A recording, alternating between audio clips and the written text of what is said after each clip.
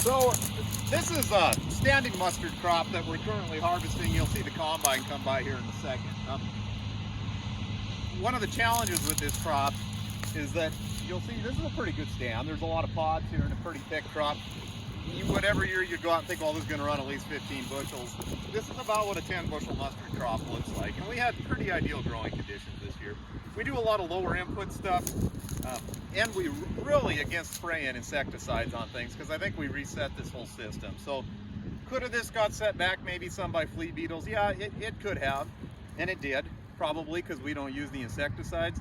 But I think in the long run, we ramp up the beneficials, and I think that's going to offset itself. The other thing that gives me confidence in this kind of system is that our neighbors spray for flea beetles and are relatively high input on this crop, and they're still comparable yields, like 10 to 15 bushels. So I think sometimes we are just constantly adding more and more inputs to try and offset things that we're already screwing up. You're going to see the combine coming here. You may see some feeding issues in the header. This crop's really hard to get the feed correctly. You have to constantly adjust your reel, and it likes to Velcro together. There is P-augers on the top of the header of that combine that help that feed in. And Wendy's obviously a pretty good operator.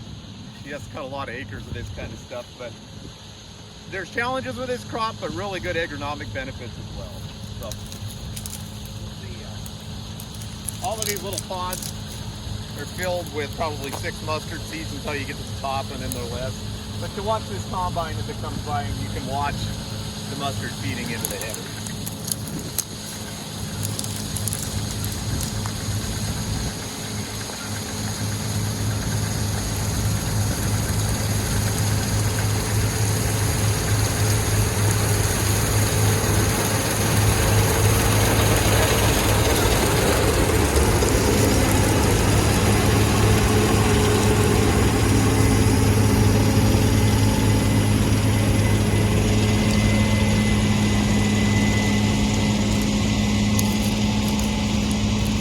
So one other thing we'll cover with this, as you can see, there's a fair amount of residue coming out the back of the combine, but all that residue breaks down really quite quickly. So as far as a ground cover type of crop, whether it's mustard or peas or chickpeas, these crops have residue that doesn't last a long time. There's a lot of snow catch with mustard, but not a lot of residue.